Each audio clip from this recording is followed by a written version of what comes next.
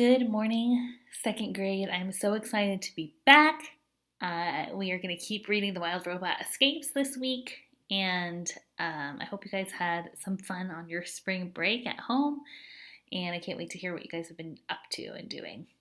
So if you haven't already watched the other Wild Robot videos that we've made, go back. You can go on YouTube and look at the playlist, and you can go watch them in order so you can make sure you're not missing anything.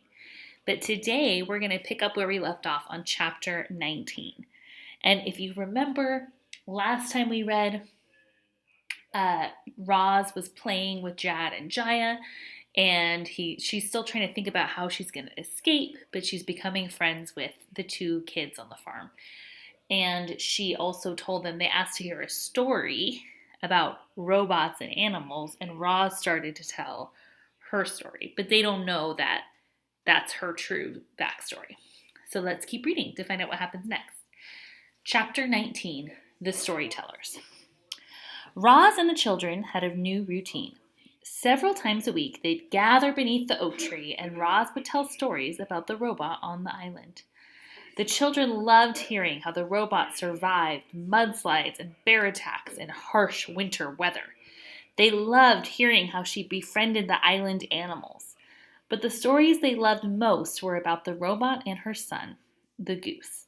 He sounded like such a nice goose. Roz told the children story after story after story. What she didn't tell them, what she couldn't tell them, was that the stories were true, and they were about her. The children wanted to get in on the storytelling fun. Jaya told adventure stories about dragons and monsters. Jad told silly stories about aliens and outer space. But as the children grew more comfortable with Roz, they began talking about their own lives. They talked about growing up way out in the country. They talked about their schoolmates and their friends and their family. They talked about how their parents used to work together around the farm and how perfect everything was before the accident.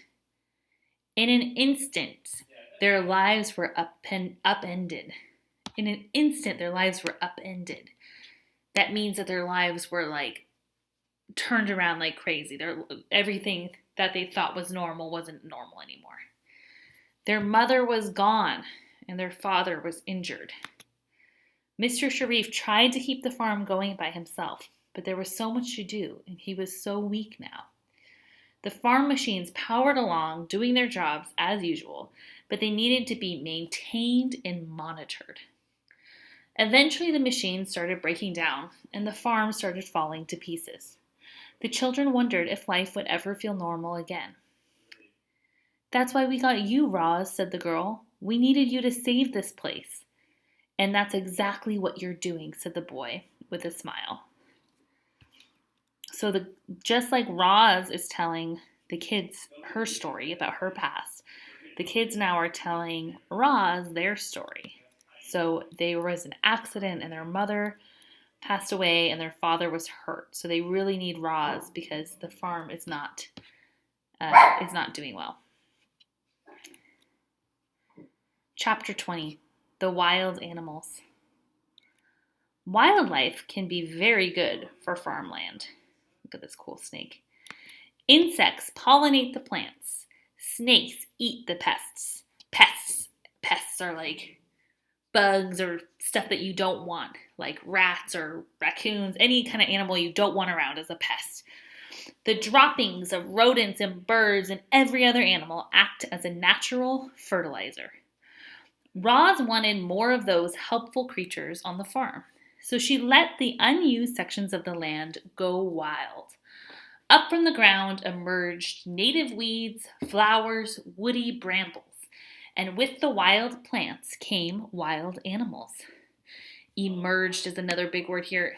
Emerged means to come out. So out of the ground emerged, came out all the weeds and flowers. Just like if you have a yard or somewhere in your neighborhood, if there's someone that's taking care of it and planting things, the weeds don't come out. But if you just let it grow, then weeds and different flowers will emerge. But then some creatures came skulking around who were not helpful at all.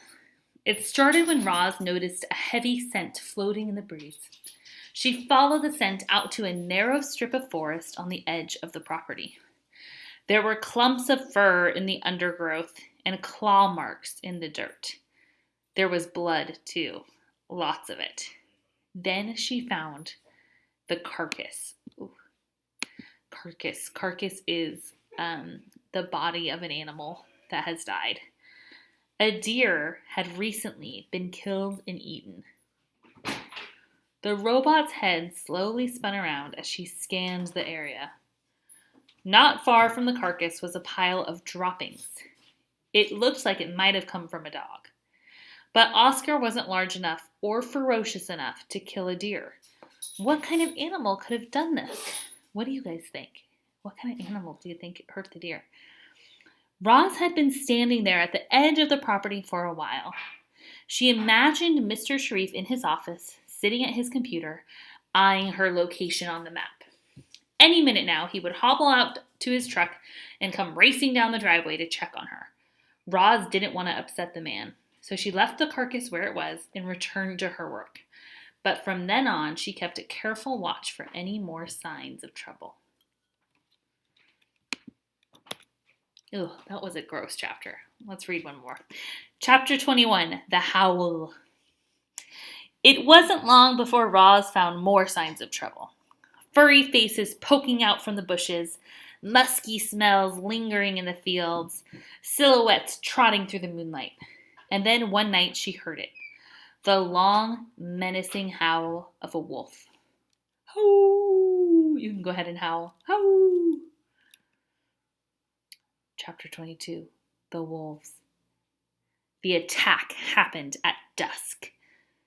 7 beastly shapes bounded over the fence and into the pasture. Old Annabelle had wandered off from the herd, and now she made an easy target. Remember, Annabelle is one of the cows. The herding machine saw the wolves coming and rolled in their direction, but the hunters were clever. They split up, darted past the clunky machine, and surrounded their target. We've heard that word before, surround. It means to kind of make a circle around something. So the wolves are circling around the cow. The wolf pack was led by a large male. His name was Shadow, and it was easy to see why. He was quick and quiet and covered in dark fur, except for a long, pale scar that streaked across his body like a comet. Shadow locked eyes with the cow, distracting her with a fierce gaze. And when his pack was in position, he said, "Attack!" The wolves lunged, snapping their jaws at the cow's skinny legs. Annabelle kicked and hollered, "Stay away from me, you brutes!" She was a big animal, but the wolves knew what to do. They kept biting her, kept taunting her, kept wearing her down. This is so scary. The herd watched from afar. They cried out to their friend. They wanted to help, but they were too frightened to move. Well, reader, you can guess who came to the rescue. Who do you think came to the rescue? Footsteps thundered across the pasture, and Roz leaped into the fight. Had she swung her fists or kicked her feet, the wolf pack might have fled. But the robot wasn't programmed to be violent. Remember that from the first book? She can't hurt. The robot, in her programming, she can't hurt anything. So she can't fight, because that's not what she was built for. So all she could do was awkwardly defend the cow. Roz felt teeth chomping her arm. She felt claws slashing her chest. Her pain sensors flared, and she howled, "Leave us alone!" The robot's booming voice startled the wolves, and in that instant she pried one of them away.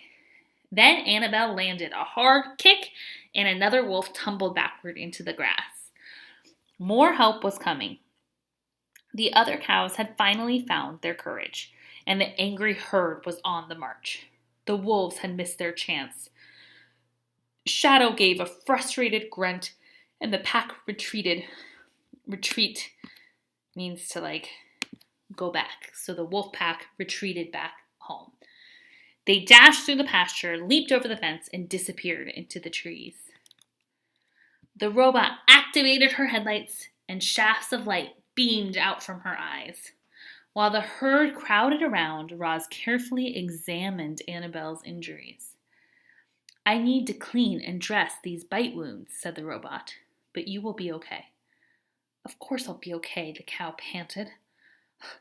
I'm old, but I'm feisty. Those wolves don't scare me. Annabelle talked tough, but there was no mistaking the fear in her eyes. All the cows were afraid. They knew that if the wolves attacked again, their next victim might not be so fortunate. Fortunate means lucky, fortunate. Let's read one more chapter today, because that was so intense. Chapter 23, The Rifle. The wolves returned the very next morning. Shortly after dawn, they leaped from the trees and started chasing a poor calf through the pasture. Roz managed to drive them off, but that night they returned again. The herd came stampeding into the barn as the wolves laughed and trotted back to the fields. The cows were in shock. They refused to leave the barn. If this continued, the herd would produce less milk, the farm would lose money, and Mr. Sharif would send Roz back to the factory. Something had to be done. Knock, knock, knock. The dog barked, and the children opened the door. How'd you get all those scrapes? Said Jaya. Is everything okay? Said Jad. I must speak with your father, said Roz. Mr. Sharif came to the door, and Roz explained the problem. At the first mention of wolves, he sent the children to their rooms, but the dog stayed. Oscar had no idea what the man and the robot were discussing. Not disgusting.